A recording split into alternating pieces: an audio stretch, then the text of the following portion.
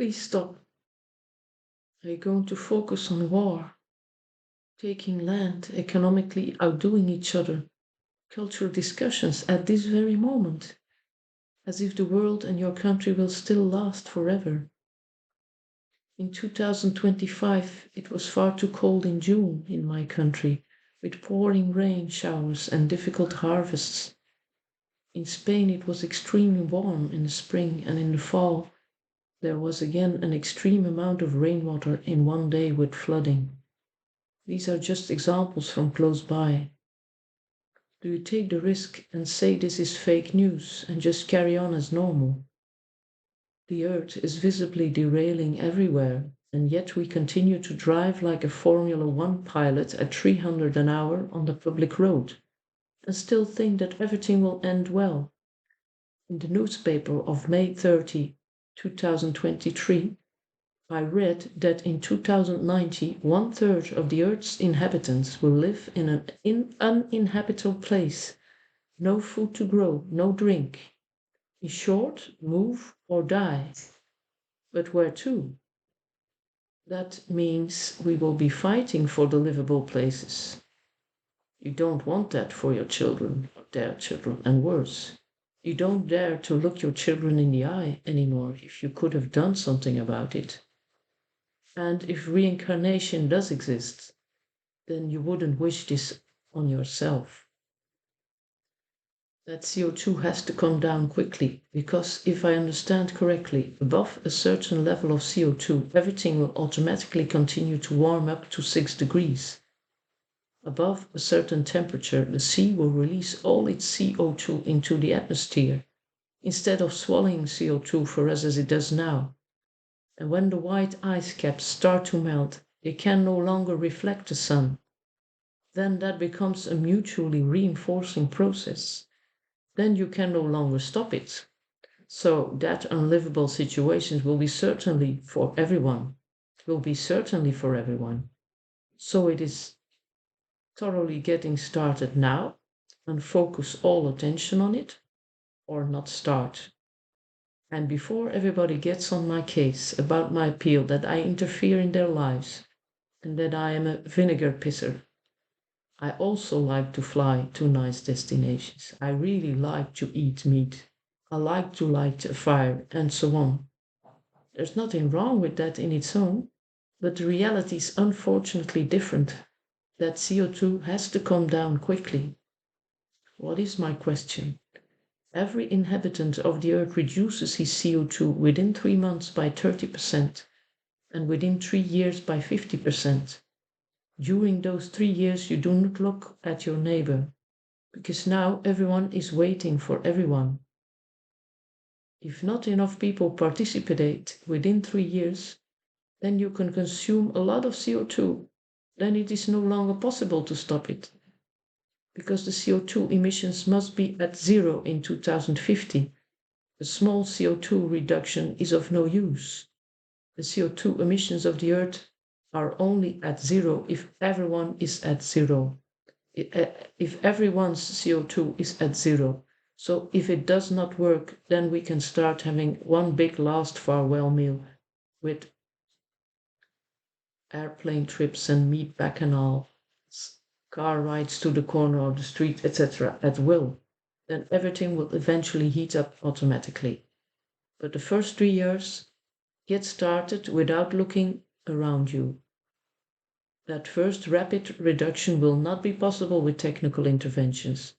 That can mainly be done with changes in behavior and organization of your life.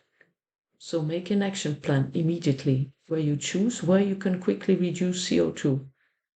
There are enough sustainability websites and employees to give you correct ideas. To motivate you and show each other that you are participating, hang a homemade poster on your window. What is the purpose of this approach? With a rapid decrease to 50%, we gain time for much needed technical solutions to have a chance to make it and to be able to live a pleasant enough life. The last percent decrease to zero will be extremely difficult, just as cleaning or renovating the last percent in your house often does not even work.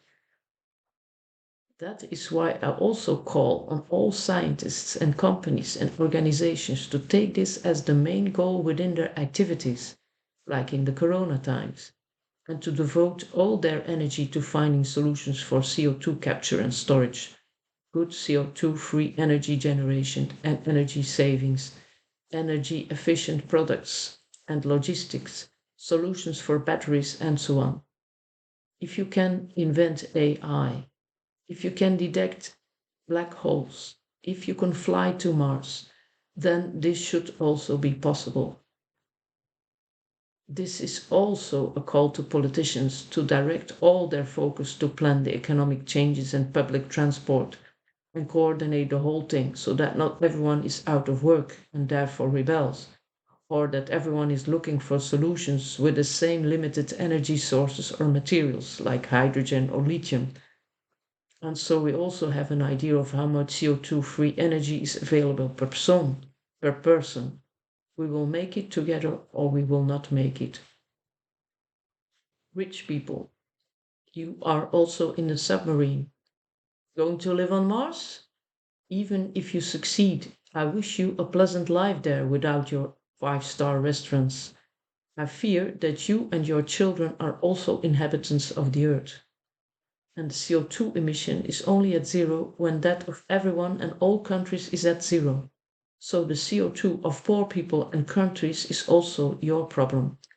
Sweeping in front of your own door does not yield anything. So invest all your money in climate solutions for everyone and find out how you can stop or change your CO2 guzzling activities, even if it costs you money. My call is also to war makers to stop all their activities and instead to focus on CO2 reductions. We cannot have any extra CO2 emissions now due to destructions that also require extra CO2 to rebuild everything later. And the question is also what you can gain with that now. Maybe some extra land for 200 years? If we do not make it, the entire Earth will become quite uninhabitable. So any conquest now is very short-lived and worthless. If we have made it, you can always start over if you really think it is necessary. And for those who think, yes, but we in Belgium can't bring that CO2 to zero alone. Certainly.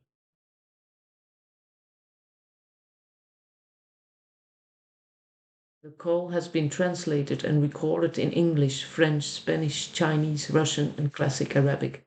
And there are many migrants living in our country. So this is also a call to all migrants in our country. Ensure the distribution in your country and our survival here on Earth.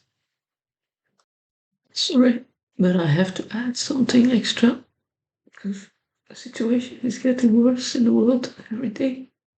So I think maybe it's too late. But then maybe you can realize now what I mean. If you have seen images of God,